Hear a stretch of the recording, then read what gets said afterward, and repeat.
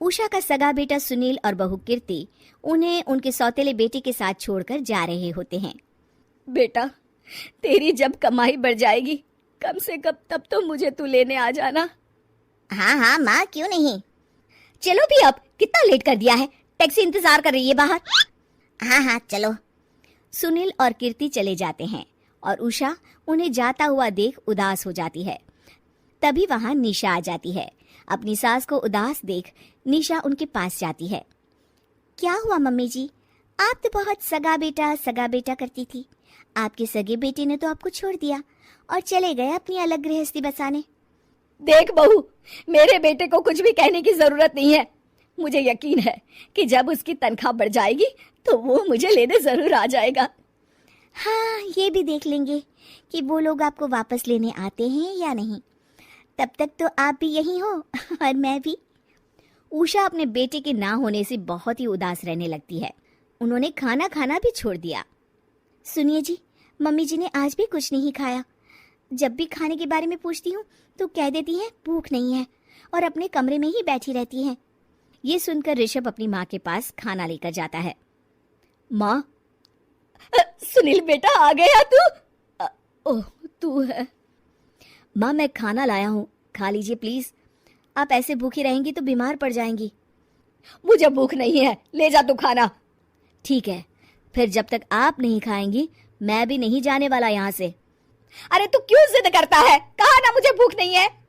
अरे मम्मी जी, आप खा भी लीजिए ना, ये कितने प्यार से आपको खिला रहे हैं, उसकी तो कदर कर लीजिए कम से कम। अरे तू क्यों बीच में हमेशा अपनी टांग अड़ाती है?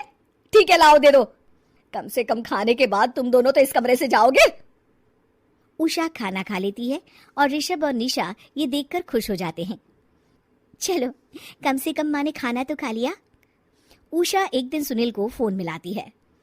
हेलो बेटा सुनील, तू घर मिलने आ जाना बहू को लेकर। कितने दिन हो गए, बहुत मन कर रहा है मेरा। हाँ हाँ ठीक है माँ, ऑफिस में बहुत काम है, टाइम मिला तो आ जाऊंगा। सुनील फोन काट देता है। हेलो सुनील बेटा। सुनील की बात सुनकर उषा उदास हो जाती है। तभी वहां ऋषभ आ जाता है।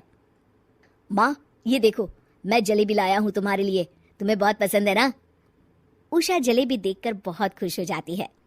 अरे वाह, जलेबी ला दे। उषा जलेबियां खा रही होती है और ऋषभ अपने कमरे में चला जाता है। देखा मम्मी जी, आपका ये कितना ख्याल रखते हैं, और प्यार सगे और सौतेले से नहीं आंका जा सकता। आपको उदास देखकर ये आपके लिए तुरंत जलेबी ले आए, यही तो प्यार होता है। ये कहकर निशा वहां से चली जाती है और उषा सोचने लगती है, शायद तू ठीक कह रही है बहू। उषा देखती है कि ऋषभ उसका बहुत ख्याल रखता है और उसे उसकी गलती का एहसास होने लगता है। एक दिन सुनील और कीर्ति घर पर आते हैं। उषा उन्हें देखकर खुश हो जाती है। और माँ, कैसी हो? अरे बहुत अच्छी हूँ। ऋषभ और बहू मेरा बहुत ख्याल रखते हैं। वैसे मुझे नहीं लगा था कि तू आएगा बहू के साथ। क्यों, ऐसा क्यों लगा आपको माँ? बेटा, फोन पर तूने कहा था कि तुझे बहुत काम है। हाँ माँ, पर मुझे ये भी तो पता था ना कि मेरी माँ इंतजार कर रही होगी मेरा। ना बेटा ना, मैं तो इंतजार नहीं कर रही थी, मैंने तो उम्मीद ही छोड़ दी थी।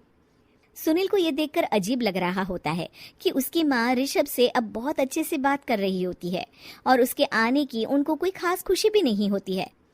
अपनी माँ का ध्यान न पाकर उसे थोड़ी सी जलन महसूस होती है। माँ, ये देखो मैं क्या लाया हूँ, साड़ी तुम्हारे लिए। हाँ बेटा, अच्छी है साड़ी तो।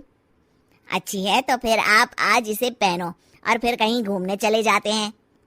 बेटा, ऋषभ ने भी मुझे साड़ी दी थी, आज तो मैं वही पहनूंगी। तेरी दी हुई साड़ी फिर कभी पहन लूंगी। सुनील को अब बहुत ही ज्यादा जलन हो रही होती है। उसे समझ नहीं आता कि अपनी माँ का ध्यान फिर से कैसे वो अपनी तरफ खींचे। रात हो जाती है और उनके जाने का वक्त आ जाता है। माँ, चलो अपना सामान बांधो और हमारे साथ चलो। कीर्ति ये सुनकर चौंक जाती है। ये क्या कह रहे हैं आप? हम सासू माँ को लेने थोड़ी ना आए थे। अरे तुम चुप हो जाओ। माँ, चलो जाओ, अपना सामान बांध लो। आप मेरे साथ आ रही हो, मैंने कह दिया तो कह दिया। अरे पर बेटा, तेरी तो तनख्वाह कम है, मैं तुझ पर बोझ नहीं बनना चाहती। अरे मुझ पर बोझ नहीं हो माँ, बस आप चलो ना, मैं लेकर ही जाऊंगा आपको। नहीं बेटा, अब मैं नहीं आना चाहती। मैं तो अब ऋषभ और बहू के साथ ही रहूंगी। ये सुनकर ऋषभ चौंक जाता है।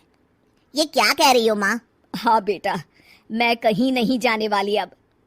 माँ, अब सच में नहीं जा रही? नहीं बेटा, मैं तो तेरे पास ही रहूंगी अब, और जो प्यार मैं तुझे नहीं दे पाई वो सब दूंगी बेटा। ऋषभ और उसकी माँ गले मिलते हैं और निशा खुश हो जाती है।